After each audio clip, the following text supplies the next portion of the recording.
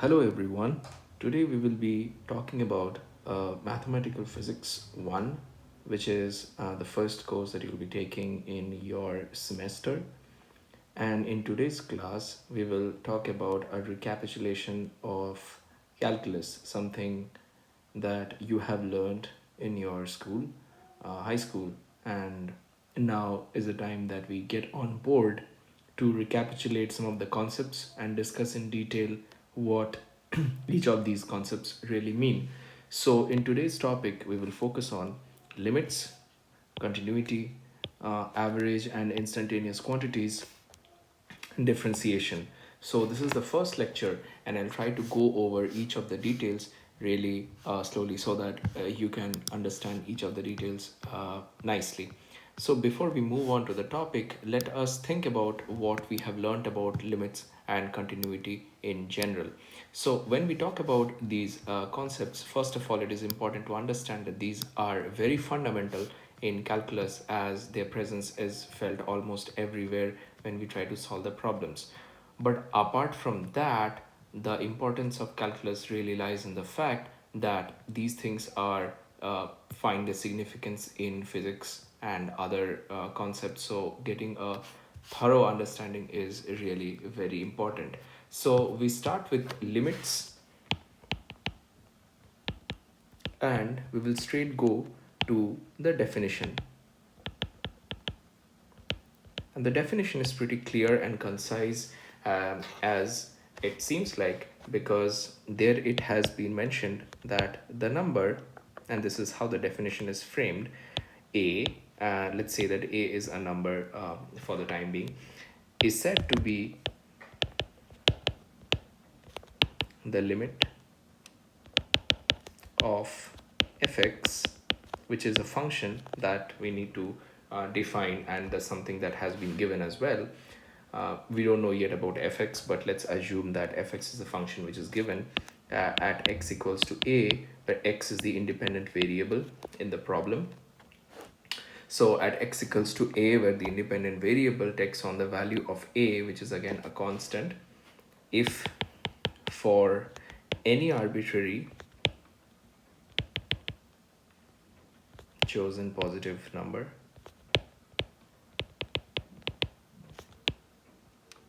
epsilon. So here epsilon is a number which is really small, in fact very small. The classical definition of epsilon says that epsilon is a number, the smallest number, so no number can be smaller than this number, but this is not really zero. So it's something like infinity, that no number can be greater than infinity, but can still be taken into consideration. In the same way, epsilon is a number which is very small and not zero, and there is no number which is smaller than epsilon. So there exists a corresponding number, delta.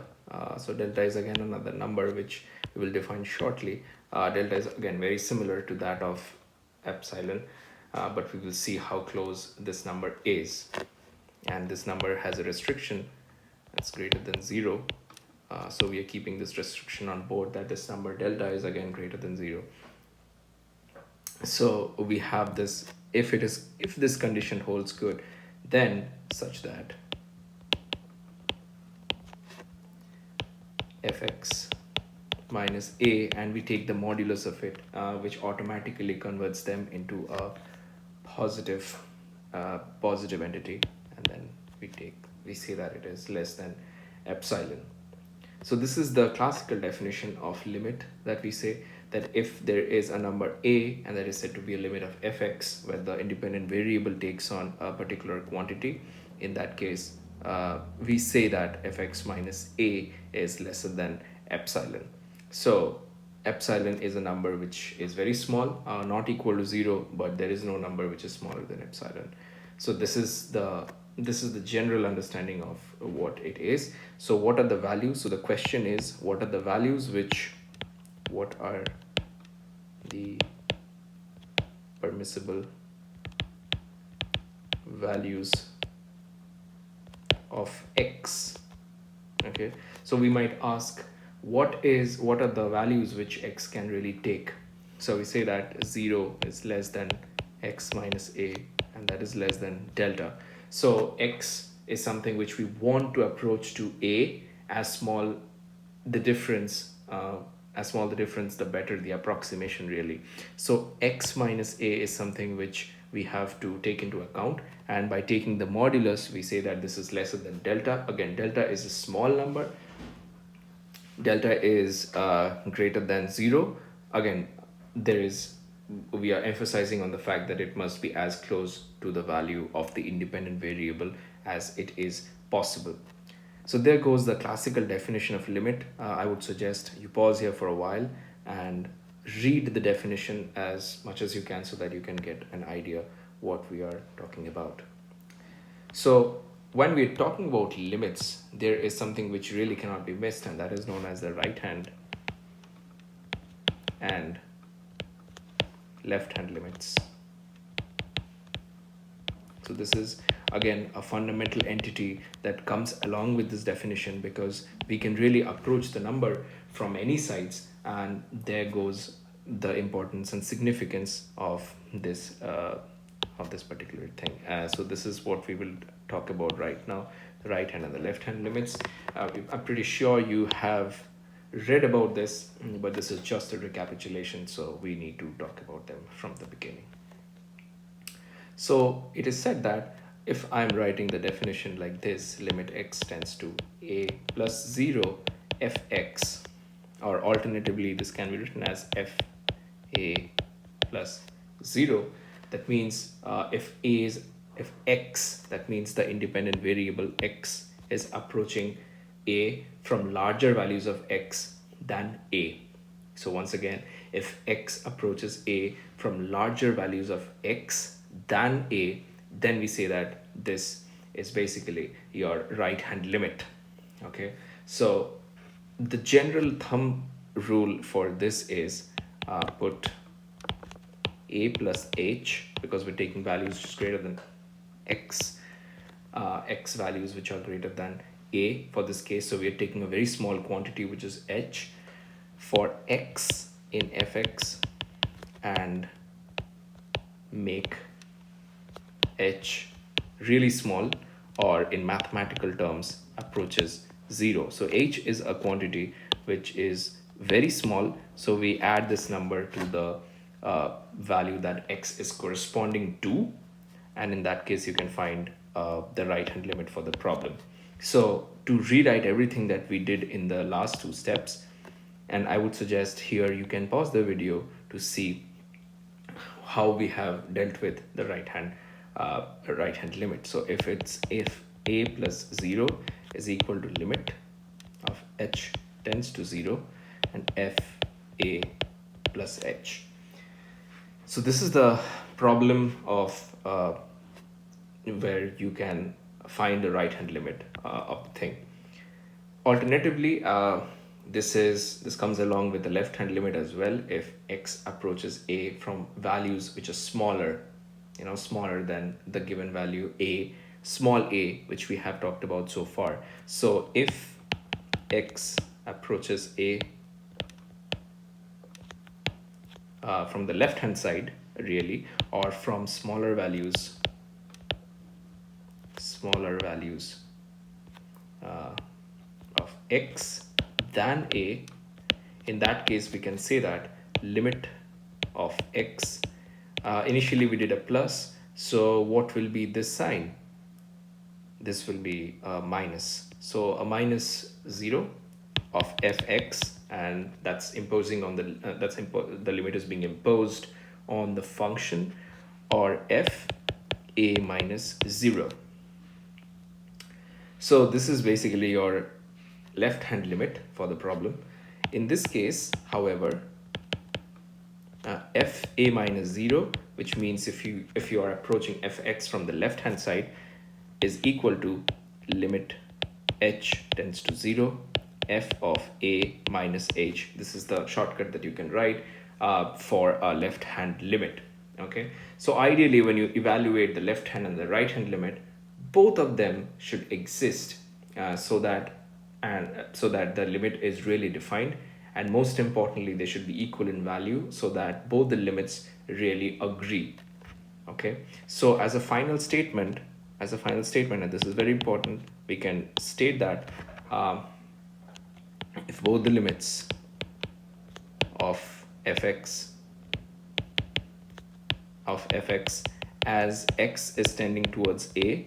So when I'm saying that x is tending towards a, it can mean that x can approach a from either the right hand side or from the left hand side. So you can approach a from either directions as x tends to a. So it is necessary, okay, so if both the limits of fx as x tends to a is defined, let's say, it is necessary that they exist, and I'm highlighting it in so that they exist.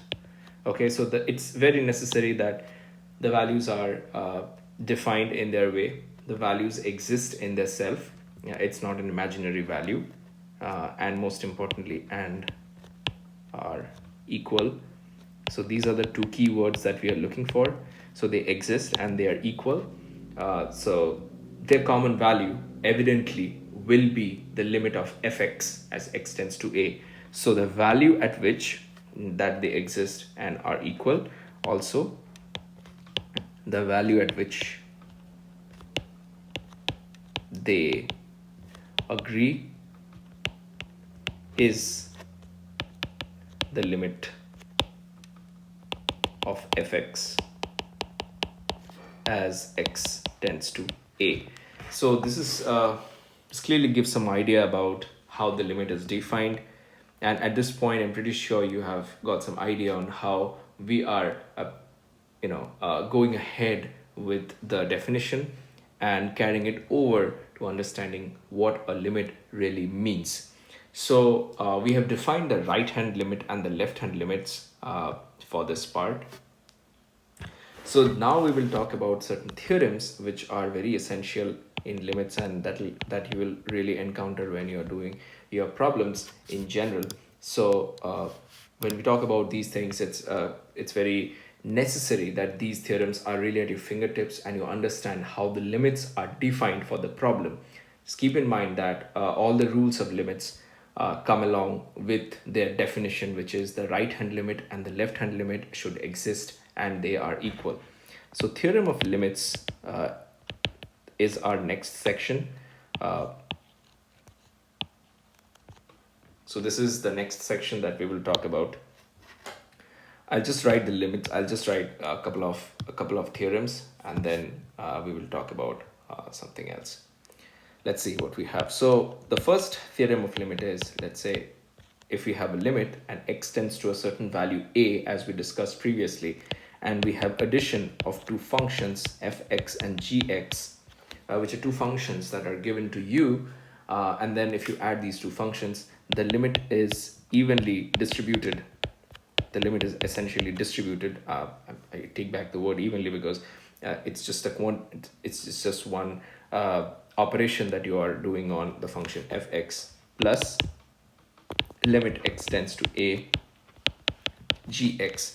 So you can see that if you define a limit over two functions that has an additive property of their own, and you're adding those two functions, and x is the independent value, is the independent parameter, okay, x is the independent parameter that these functions have, and if you add these two, the limits get distributed across these two functions. So the limit is distributed across these functions. This is the first theorem that we have. Similarly, we can have the same thing for negative, or if we subtract gx from fx, given that x is the governing parameter or the independent parameter that controls the two functions.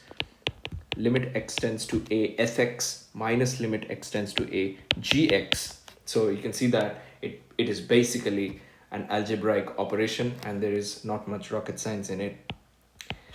Moving on, we go into the multiplication thing, the multiplication between two functions fx and gx, following all the previous rules that we have talked so far. And then you have limit x tends to a fx multiplied with limit x tends to a gx, which means you are distributing this limit across two functions and then they are multiplied with each other. Keep in mind, whenever I'm defining a limit in one function, all the basic principles, all the fundamental principles of limit apply here as well as apply here. So this is important when you are solving for problems and numericals. This thing might come handy if you are seeing that your problem isn't getting the desired answer that you want to. And just like addition, subtraction, multiplication comes along with another counterpart, which is division. That's just the inverse operation of multiplication, just like addition comes along with subtraction. So you see that the limit is distributed in its numerator as well as its denominator. Again, the fundamental principles apply as usual. So this is where we define the limits of the two functions. So this is the basic four operations that we know till now. And I think it's pretty straightforward, so you don't need to worry about if there is anything new in it. There isn't. It's just basic operations, but understanding the property that limit can be distributed across functions which are added, subtracted, multiplied, or even divided. And then we talk about another important aspect, which is scalar multiplication. So this is a step which is important because here you are now starting to tackle with quantities which are not just functions. They can be constants, right? So if I take a limit x tends to a k of fx, you can take the constant out of this limit and then multiply it elsewhere, because this constant does not depend on the independent parameter x.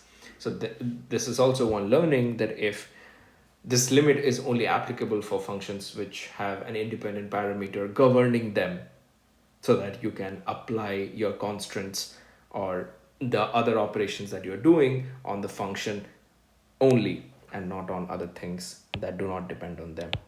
So if it's x tends to a, this is basically fx, and this is the final value of that. This is just multiplication. I have encircled it to show you that k has come out of this limit function. And the last one for, not the last one, just you have one more. So limit x tends to a root over fx. This is the square root. This is just a square root. It can be a cube root. It can be a fourth root, fifth root, sixth root, any number of roots. So it can be generalized to nth root as well. It doesn't matter. What really matters is how the limit is acting on the function once the square root is done.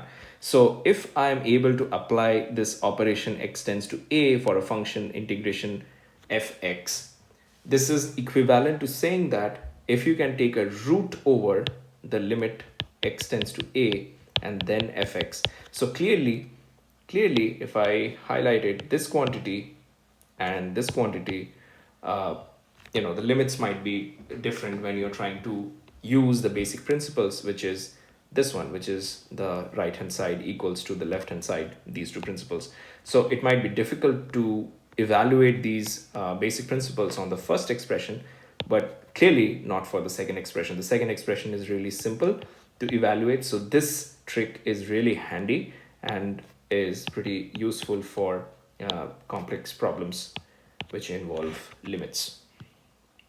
Okay. And then, as I said, it's valid for any number of any exponent. So even if the exponent consists of a fraction, in that case, what the final expression will look something like this, which is p by q, and that's the given value that you have. And then you can reduce it to limit x tends to a and then fx whole to the power p by q, and clearly the expression within this brackets is much easier to calculate and evaluate based on the fundamental principles than the other one. So this is something which needs to begin with, and that's some of the fundamental definitions of limit that we have so far. So at this point, I would recommend you to pause and then go over as much as you can before we move on to the next segment, which is expansions, because you often need them in your calculations. You will need them when you're doing or approximating a problem, or maybe when you are plotting, that time you would need these important expansions. They are pretty handy, and then they often turn out to be really helpful in approximating a solution or defining a parameter space, solution space. You can reach to that point really easily. Okay, when you're plotting, you can really get key insights if you know what this expansion quite means. Okay, so the first one is sine x, and sine x can be expanded as x minus x cubed by 3 factorial plus x to the power 5 by 5 factorial minus dots. It really is x to the power 7 by 7 factorial, and you can see that the odd exponent in each of these terms divided by the denominator, the odd counterpart, like the odd number factorial, is there at the denominator. So this is the expansion of sine x. It's pretty straightforward, and then you can also use it for your problems. And then the next expansion is cosine of x, and that is 1 minus x squared by 2 factorial plus x to the power 4 by 4 factorial, and then it goes on. Okay, this is followed by a hyperbolic sine x, and this expansion is again pretty straightforward. This is the sines. It no longer depends on the sines. It's just the addition of few powers of x, few exponents of x, and this is also known as the hyperbolic sine. So this is known as the hyperbolic sine function, hyperbolic sine function. So this, you often encounter this in advanced problems, but for the time being, one needs to know the expansion to get along a few of the things. And just the same way, cosine hyperbolic, which is the hyperbolic cosine, is essentially the signs are flipped. All of them are positive now, and they have certain values. One interesting thing to note over here, that this value, the one on the left, which is the sine x and cosine x, they have a limiting value of 1. It can't be greater than 1, whereas sine hyperbolic x and cos hyperbolic x can have values which are greater than 1. As you can clearly see over here, if x is 1, in that case 1 plus 1 cubed by 3 factorial is definitely greater than 1. So if everything is positive, in that case the caveat is it has a value which is greater than 1. So in that case you will find that sine x and sine hyperbolic x really differ in their range and the kind of values that they yield or have their output. Okay.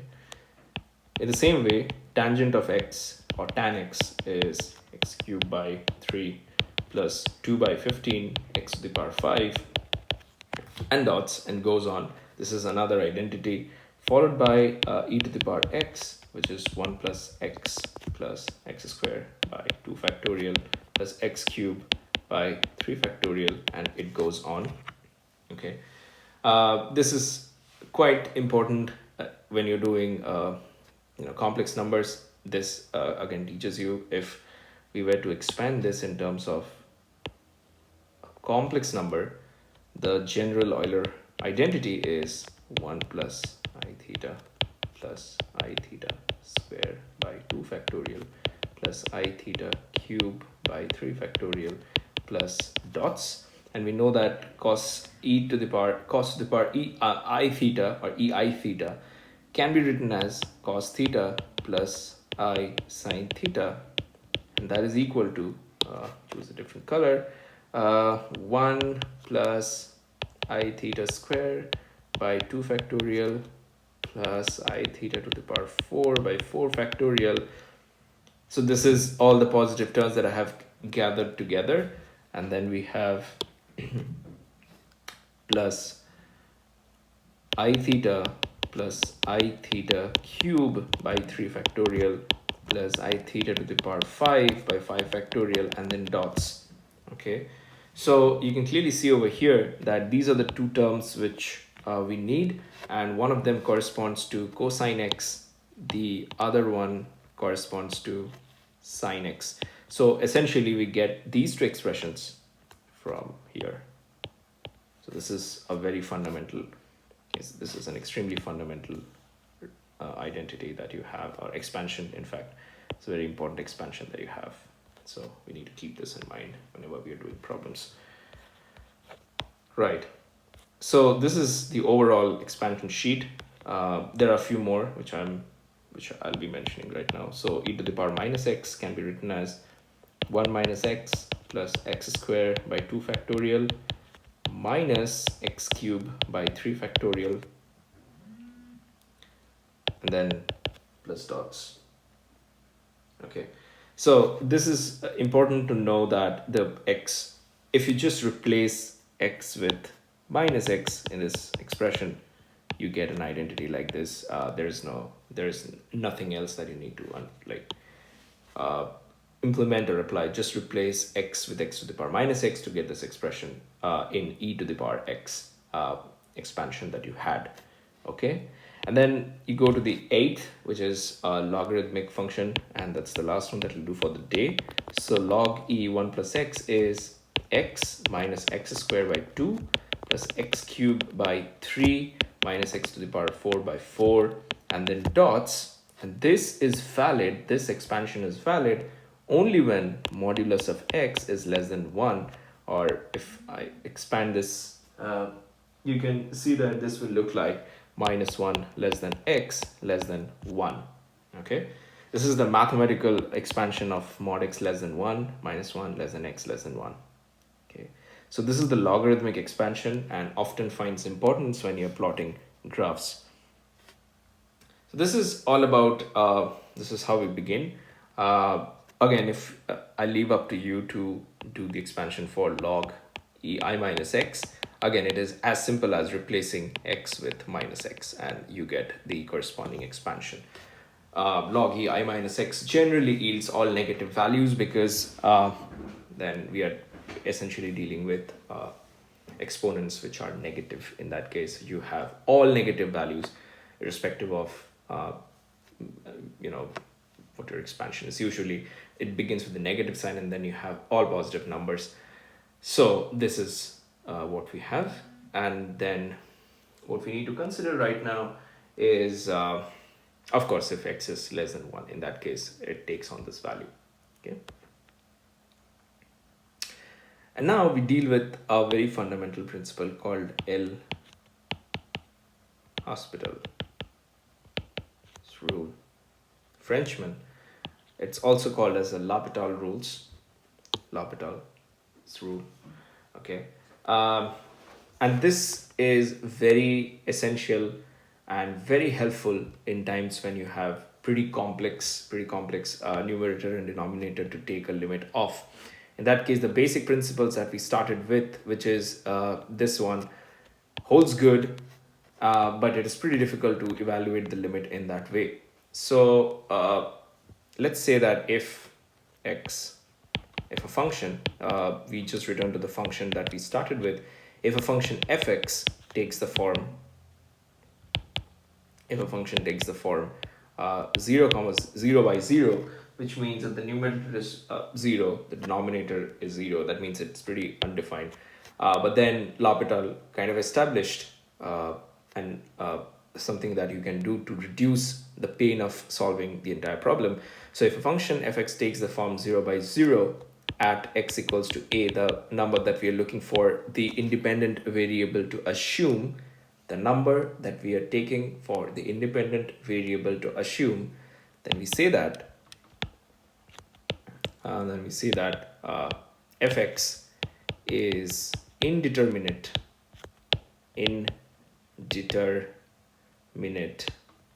at x equals to a. What it means that you don't have a clear result of fx at that point. It is really indeterminate at that point. Okay, so you don't have a very clear road to go or a clear limit to take. There's not very precise definition to do that unless you apply the L'Hopital rule.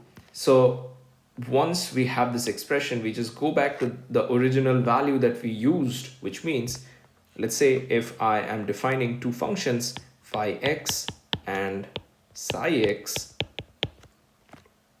are functions of x. So if And I'll just highlight this. I think I'm out of paper, or maybe not. Okay, so if phi x and psi x are functions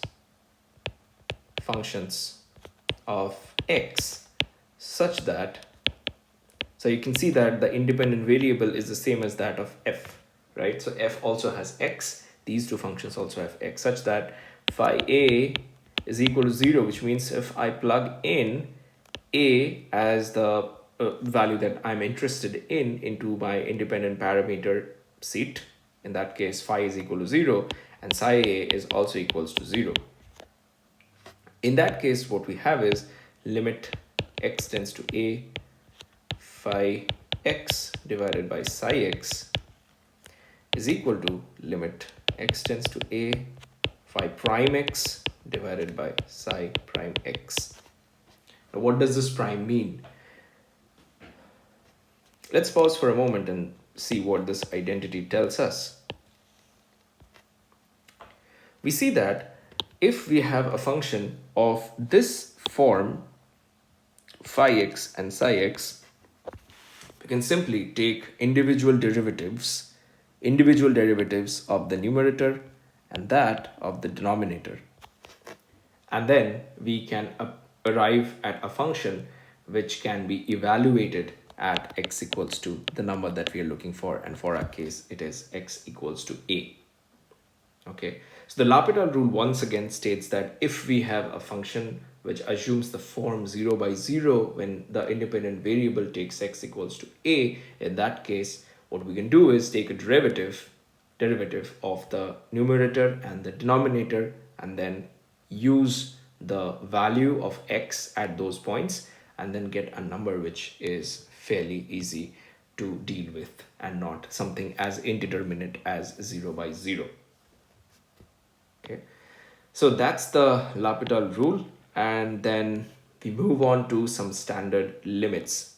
So some standard limits. Okay, so for some standard limits, we will quickly go through what we have because there are certain important aspects which need to be covered. The list is pretty huge, but then I'll just go over a couple of them so that it is easy for you to understand. Okay, the first one is limit x tends to a, x equals to a, which means if I have a limit of a function which is x, it takes on a value of a if I simply plug in the value that it is approaching to into the function on which the limit is acting. Okay, onto the function in which the limit is acting. In that case, it gets to a value which it really approaches to. So x equals to a. Okay. Similarly, as we saw over here, so this is very fundamental. So limit x tends to a for a constant is basically a constant. So c belongs to real number space. So if we are approaching a limit for c where c is a real number, in that case the limits don't change. Okay. Similarly, for other definitions, some more definitions are limit x tends to 0, xn minus an divided by x minus a is equal to na to the power n minus 1. The only constraint being that n is a natural number and a is greater than 0. So this is a very important limit that comes handy a couple of times because it gives you an idea of how you can approach the problem. So far, this is also a classic example of how you can use the L'Hopital's rule, because if you see that if x tends to a and if you try to replace a over here and over here, you can see that it results into a 0 by 0 form, right? So you don't want that. So what you can do is you can take a derivative of the numerator and the denominator. The numerator will give you nx to the power n minus 1. The denominator will give you 1. So now what you see here is that this is a form which is not as bad as the top one. This form is not as bad as this one. So this form, which is nx to the power n minus 1 divided by 1, is essentially na to the power n minus 1 when x is replaced with a. So in the limit that x tends to a, this particular expression gets to this value only because of the L'Hopital rule or because of expansion that you can see. But this is a first step in understanding. Again, this is an approximation as well, so we need to get over those things, right? The next thing that I would like to emphasize on, and that will highlight the importance of expansion once again, is if I have a limit which says that theta goes from, like theta goes to 0, theta approaches 0, and I have sine theta over theta as my limit on which it is acting. In that case, that will be equal to 1. Now, why will it be equal to 1? So we need to make certain assumptions that, first of all, if theta is tending to 0, in that case, theta is lying somewhere between 0 and a particular number delta, and delta is a pretty small number. Okay, delta is a very small number. So, and we can make certain assumptions within this particular range, okay, of theta, the range of values that theta can take, so that we can assume that it is really very small. So when theta tends to 0, and we rewrite the expression of sine theta as we saw over here, you have an expression for sine x, right? So you have an expression for sine x over here, and you take this expression and plug it into here. You can see that sine theta expands to theta minus theta cubed by 3 factorial plus theta 5 by 5 factorial minus theta 7 by 7 factorial, and so on. Okay, now the important thing to consider is we are trimming some of this expression at some point, just because we have this constraint that theta is very small. Okay, if theta is very small, then automatically theta cube is very small, in fact very, very small. Theta to the power 5 is even very small than theta cube. So we can disregard the expression from this point. So we can disregard the expressions from this point. We can just trim this thing out. And only consider theta to be a problem. So our modified expansion is, our modified sine theta is equal to theta. Okay, now this is a very straightforward problem. From here on, what you can do is you can just take theta to this side, and then sine theta divided by theta is equal to 1. But this is only possible if theta is very small. Okay, so that's why we introduced the expansions in the beginning, so that you can make sure that you can do these expressions and do these calculations independently on your own, without the need of books, so that you can just get an understanding, and then you can redo all the calculations. Similarly, I'm just writing down few of them, and I leave it to you as an exercise to solve these limits and convince yourself that these limits do exist in the constraint, or in the restriction, in the boundary, that theta is very small. Okay, so tan theta by theta is equal to 1. And then the sixth one is limit theta tends to 0, sine k theta by theta is equal to k. Similarly for cosines, similarly for other trigonometric ratios that you have. Okay, so the other one, that one of the last ones that I'm trying to, because there are so many limits that we can talk about, but then due to the constraint of time, we will only go over some of them and leave the rest of them to you as an exercise. But however, we need to apply all the basic principles, the expansions. So basically we need to apply principles, we need to apply expansions, we need to apply certain adjustments to the algebraic equations, but these are more intuitive than the other. Trigonometric identities, and absolutely we need to use L'Hopital's rule. These are the 4 things that you can use to evaluate limits and get a clear idea. You can recapitulate your knowledge and get back, just get in front of the course that we are currently studying in, because this is more of an introduction to the mathematical aspect of the physics that you're going to learn, and it's just a basic understanding of it. So limit x tends to 0, 1 minus cos x by x squared is half. Okay, so I leave this thing to you as an exercise, because again you can see that in this problem we can apply the L'Hopital's rule, because clearly if I use 0 in these values, you get an indeterminate form which is 0 by 0, and finally when you take some derivatives you can see that half will be the answer. So in most of these cases and most of these examples, usually this is the usual way in which you do the problem. You see the problem and then you see which of these principles will be applicable for the problem, and then you go ahead and find out what is the best alternative.